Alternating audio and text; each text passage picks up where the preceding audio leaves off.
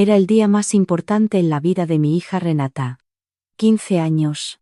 El salón de fiestas olía a rosas blancas y a ese perfume dulce que sale cuando juntas 200 personas en un mismo espacio. Mi suegra, doña Consuelo, había insistido en que fuera en el Casino Español de Guadalajara.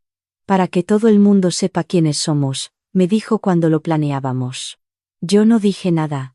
Llevaba 16 años aprendiendo a no decir nada cuando doña Consuelo hablaba. Me había levantado a las 5 de la mañana para estar presentable. El vestido azul marino que había comprado en el centro 3 semanas antes, el cabello recogido como me gustaba a mí, no como me lo pedía mi esposo Alejandro. Él siempre prefería que lo dejara suelto. Pero ese día quería sentirme yo misma. Renata estaba preciosa. Vestido rosa con bordados en plata, la corona que yo misma fui a buscar a un taller en Tlaquepaque. Cuando la vi bajar las escaleras del salón para el vals, se me llenaron los ojos de lágrimas. 16 años de matrimonio habían producido eso, una niña que miraba el mundo con los ojos abiertos y sin miedo. Alejandro estaba junto a mí, cuando Renata bajó, pero no me tomó la mano. No volteó a verme. Tenía los ojos puestos en otro lugar del salón, seguí su mirada sin querer hacerlo. Valeria estaba sentada en la mesa de honor, a 2 lugares de doña Consuelo. Valeria, mi amiga de la universidad. Valeria, la mujer que estuvo en mi parto cuando nació Renata porque Alejandro llegó tarde del trabajo. Valeria, que me había ayudado a escoger el vestido 3 semanas atrás y me dijo que el azul marino me hacía ver más joven. Alejandro sonrió. No con los labios. Con algo que está detrás de los labios, que no se puede fingir ni esconder. Sentí el piso moverse un poco bajo mis pies, pero me sostuve. Llevaba semanas sosteniéndome, porque lo sabía desde hacía 2 meses. Lo supe la primera vez, una tarde de martes cuando fui al cajero y el saldo de nuestra cuenta conjunta era 140.000 pesos menos de lo que debía ser. Alejandro tenía una constructora mediana en el área metropolitana de Guadalajara, con contratos de obra civil que le dejaban buenos márgenes. Yo llevaba la contabilidad de la casa, no del negocio, pero conocía bien los números que entraban y salían. Ese martes los números no coincidían. Le pregunté, esa noche. Me dijo que había tenido que adelantar un pago a proveedores. Le creí, o quise creerle, que no es lo mismo, pero seguí viendo. Porque cuando aprendes a no decir nada, también aprendes a observar. En 3 meses habían salido de esa cuenta transferencias por un total de 2.300.000 pesos. Destino, una empresa llamada Balsa Diseño y Construcción S.A.D.C.V. Tardé 4 días en encontrar en el Registro Público de Comercio que la razón social Balsa Diseño y Construcción S.A.D.C.V. tenía como única socia y administradora a Valeria Salinas Mora. Mi amiga Valeria. Me quedé 2 horas sentada frente a la pantalla de la computadora sin mover ni los ojos. Después llamé a mi primo Rodrigo, que es contador y trabajó 10 años en el SAT. Le pedí que revisara sin hacer preguntas. Rodrigo me llamó a los 5 días con una voz que yo no le había escuchado nunca. Me dijo que la empresa de Alejandro llevaba al menos 3 años presentando declaraciones con facturas de proveedores que no existían, deducciones falsas, evasión fiscal por poco más de 4 millones de pesos. Me dijo que eso tenía consecuencias penales. Le pedí que documentara todo y que guardara silencio. Después guardé yo también silencio. Y organicé la quinceañera de mi hija como si nada. Esa noche en el Casino Español, cuando terminó el vals y todos aplaudieron y yo abracé a Renata con todo lo que tenía, me senté en mi lugar y esperé. Sabía que Alejandro iba a hablar, siempre hablaba en los eventos. Le encantaban los micrófonos. Lo vi levantarse a la mitad de la cena.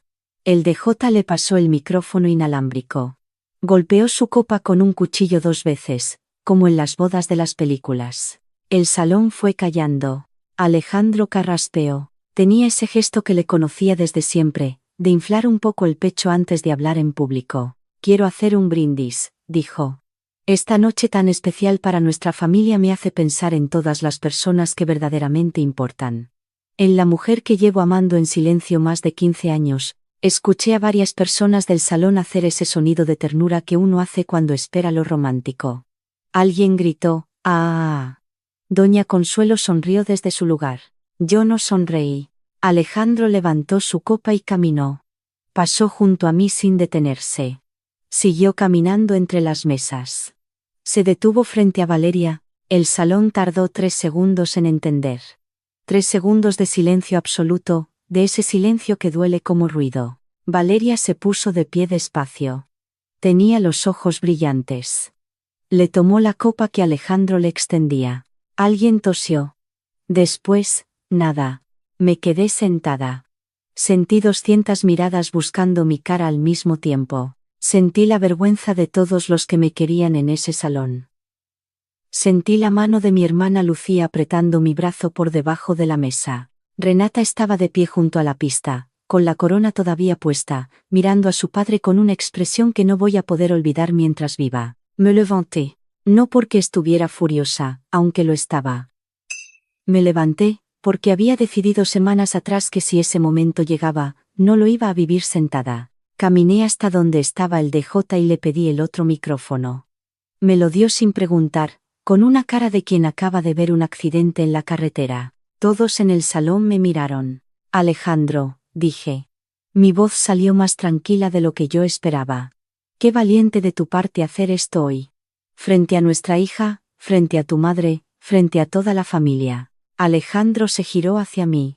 Tenía la copa todavía levantada, como si el brindis se hubiera congelado a la mitad. Carmen, esto no es el momento. No, dije.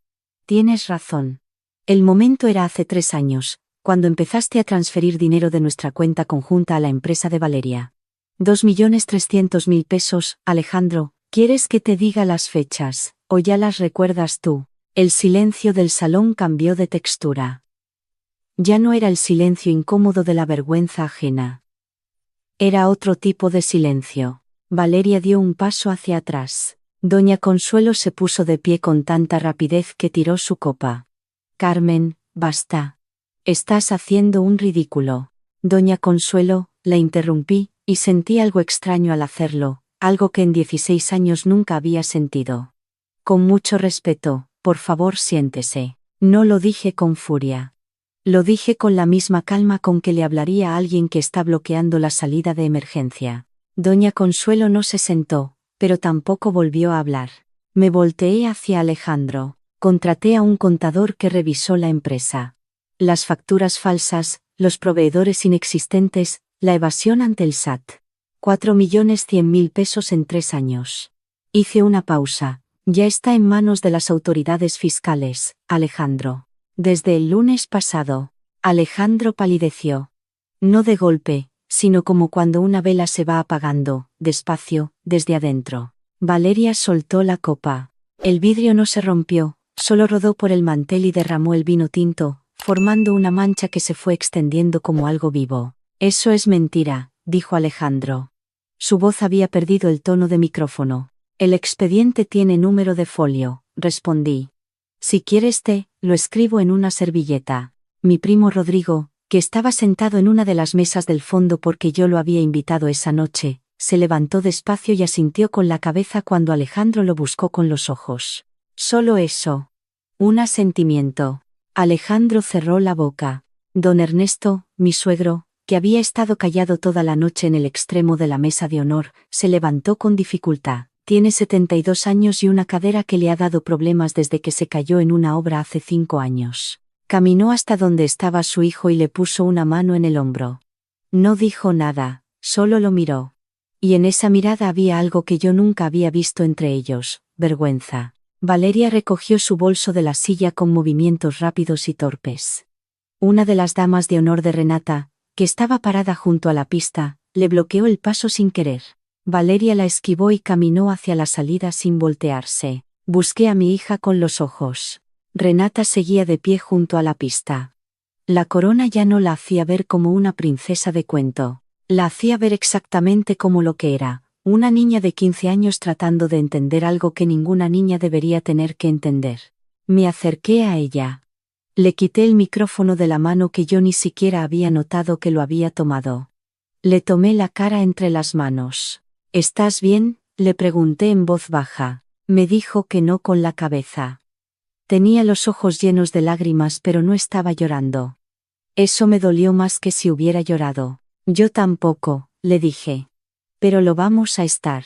La abracé ahí, en medio del salón, con 200 personas mirando y el DJ sin saber si poner música o apagar los equipos. Mi hermana Lucía se acercó y nos abrazó a las dos desde atrás. Luego llegó mi mamá, luego mis sobrinas. Alejandro salió del salón antes de que terminara la noche. Los siguientes días fueron los más largos de mi vida, y eso que ya había vivido días que creía que no iban a terminar nunca. El martes siguiente, Alejandro llamó desde el celular de su hermano, porque yo no le contestaba el suyo. Me dijo que lo que había hecho con el SAT era una locura, que yo también podía tener problemas porque éramos sociedad conyugal. Le dije que había consultado a un abogado fiscalista antes de hacer la denuncia, y que mis cuentas personales estaban separadas desde hacía 4 meses. Le dije que podía llamar a su propio abogado para confirmarlo. No volvió a llamar ese día. El jueves me llegó un mensaje de Valeria. 4 líneas. Que ella nunca quiso hacerme daño. Que las cosas entre ella y Alejandro habían empezado sin que nadie lo planeara, que esperaba que con el tiempo yo pudiera entender. Le contesté una sola cosa, que le devolviera los 2.300.000 pesos a la cuenta conjunta antes de que mi abogado presentara también una demanda civil. A los 12 días había una transferencia en la cuenta por 2.050.000 pesos. Faltaban 250.000. Mi abogado envió un requerimiento formal. El resto llegó 3 días después. El proceso de divorcio tardó más. Esas cosas siempre tardan más de lo que uno imagina cuando está en medio de ellas. Había que dividir la casa en Zapopan, que estaba a nombre de los dos, había que definir la custodia de Renata.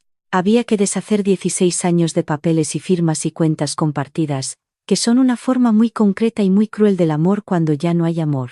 Doña Consuelo me llamó un sábado de enero. Esperaba que fuera para decirme algo que yo no quisiera escuchar.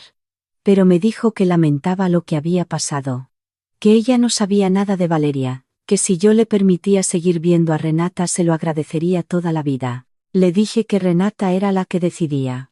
Renata decidió que sí, que quería ver a su abuela. Me alegró eso. Las culpas no se heredan, o no deberían heredarse. Don Ernesto me llamó un mes después. Me dijo que le daba vergüenza ser el padre de su hijo. Me dijo que si necesitaba algo me lo dijera.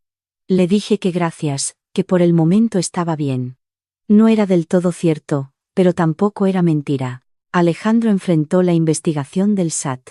Mi primo Rodrigo me explicó que el proceso podía llevar años, que los expedientes de evasión fiscal de esa escala no se resuelven rápido, pero que los números no mienten y que los auditores tampoco. La constructora entró en una auditoría que le congeló contratos. Supe eso por don Ernesto, no por Alejandro. Lo que pasó en el Casino Español de Guadalajara la noche de la quinceañera de Renata lo comentó la gente durante semanas. Algunas personas me llamaron valiente. Otras me llamaron impulsiva. Mi mamá me dijo que había hecho lo correcto pero que ojalá hubiera esperado a que no fuera ese día. Entiendo lo que quiso decir. Pero yo había esperado 2 meses. Había esperado 16 años de cosas pequeñas que no dije. Y la noche en que Alejandro caminó frente a mí con una copa en la mano para dársela a otra mujer, en el cumpleaños de mi hija, frente a mi familia y la suya, decidí que ya no iba a esperar más. No me arrepiento. Eso tampoco es del todo cierto ni del todo mentira. Me arrepiento de algunas palabras que usé esa noche y no de otras. Me arrepiento de haber permitido que Renata viera eso, aunque también sé que lo habría visto de todas formas, en algún momento, de alguna manera. Las cosas que son verdad terminan viéndose. Renata cumplió 16 años en abril. Le pregunté cómo quería festejarlo. Me dijo que con pizza en casa, con mis sobrinas y con la abuela materna. Me dijo que nada de salones, nada de coronas, nada de micrófonos. Pedimos 3 pizzas grandes, pusimos música en el Bluetooth y mi mamá hizo pastel de cajeta que siempre le queda un poco quemado por los lados, y a Renata le encanta exactamente así. Fue la mejor fiesta que he organizado en mi vida. Lo que aprendí en todo ese tiempo lo guardo con cuidado porque no quiero que se gaste de tanto repetirlo. Solo sé que hay una diferencia muy grande entre guardar silencio porque tienes miedo y guardar silencio porque estás eligiendo el momento. Los primeros 16 años de mi matrimonio guardé silencio por lo primero. Los últimos 2 meses antes de la quinceañera, por lo segundo, la diferencia no se ve desde afuera. Pero desde adentro se siente en todo. Hay una foto de esa noche que guarda mi hermana Lucía en su teléfono. Somos Renata y yo abrazadas en medio del salón, con la corona torcida y el vestido azul marino y 200 personas detrás de nosotras que no existen en la foto porque la foto solo somos nosotras dos. Lucía me la mandó 3 días después de la fiesta, sin decirme nada, sin texto, sin emoji. A veces la abro y la miro. Me parece que en esa foto hay algo que tardé mucho tiempo en encontrar, y que pensé que había perdido para siempre, en algún momento de esos 16 años en que aprendí a no decir nada. Sigo buscando el nombre exacto para lo que es. Por lo pronto le llamo que soy yo.